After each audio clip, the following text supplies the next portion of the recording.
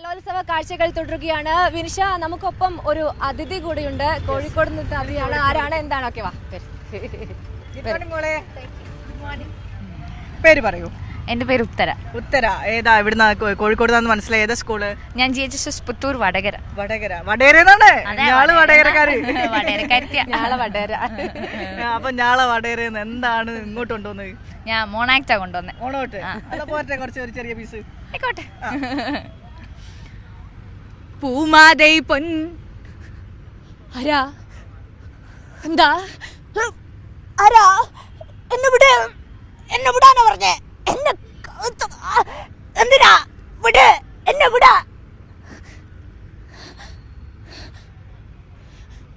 വേണ്ട, വയറും തലയും കീറി മുറിച്ച് വെറും നിലത്ത് ഉതപ്പിച്ച് കിടത്തുന്ന എന്റെ ശവം എനിക്ക് കാണണ്ട. വേണ്ട, ആര് പറഞ്ഞാലും ഞാനത് വിശ്വസിക്കൂല. എന്റെ തീയൻ തൂങ്ങിയതല്ല, തൂക്കിയതവനെ. അതാരാ ചെയ്തെന്നു ജാനയ്ക്കറിയാ. കുട്ടപ്പ പറടാ, ഇനി നീ നേര് പറ. ഇത്രയുള്ളോ? പെട്ടെന്ന് തീർന്നല്ലേ? അതെ, അറിയാനൊക്കെ തയ്യാറ്. സ്വാതി ഇവിടെ സൈഡിൽ നിന്ന് ഞാനാ സ്വാതി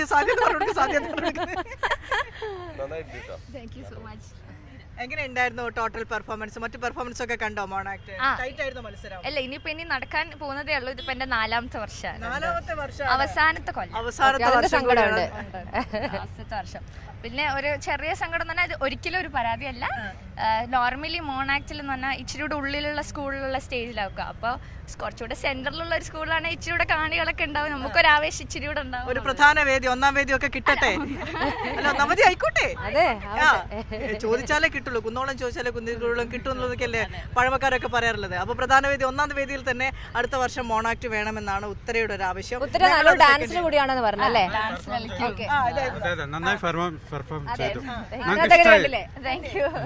ഞങ്ങള് പാലക്കാട് നിന്ന് വരുന്നത്.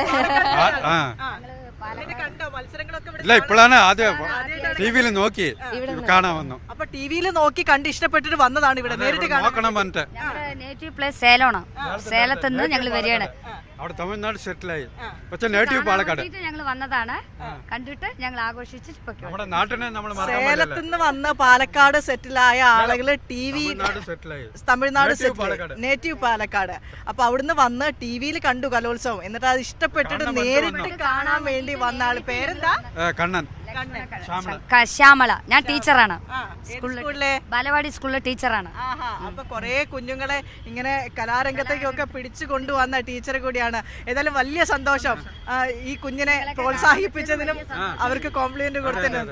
ഇഷ്ടായില്ലേ? സന്തോഷായില്ലേ? Thank you. അതെ,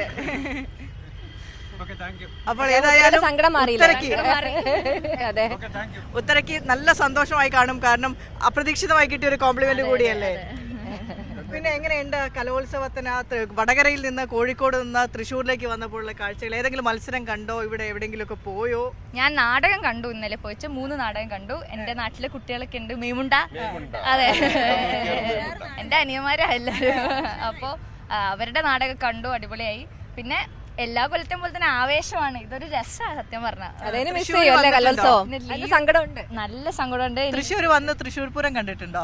തൃശ്ശൂർ പൂരം കണ്ടിട്ടില്ല. അമ്പലത്തിൽ പോയി ഇന്നലെ ഒന്ന്. ഇന്ന് രാവിലെ എല്ലാം ഭയങ്കര വിഷമനോ, ലാസ്റ്റത്തെ സ്റ്റേറ്റ് ആണെന്നുള്ള ആലോചിക്കുമ്പോ. പക്ഷെ ഇതൊരു തുടക്കം മാത്രമാകട്ടെ ഉത്തര. അതെ, ഇനി ആ സോണുകള്, B zone, D zone, set zone ഒക്കെ വരുന്നുണ്ട്. അപ്പൊ അവിടെയൊക്കെ നമുക്ക് കലയെ വിടാതെ സൂക്ഷിക്കാലോ കയ്യില്. എന്താ ഒരു അംബീഷൻ? എന്താ മുന്നോട്ട് പ്ലാൻ? UPSC ഒന്ന് ട്രൈ ചെയ്യണം എന്ന് വിചാരിക്കുന്നു. അപ്പൊ പോട്ടെ. Thank you so much. Thank you മോളെ, താങ്ക് യു സോ മച്ച്.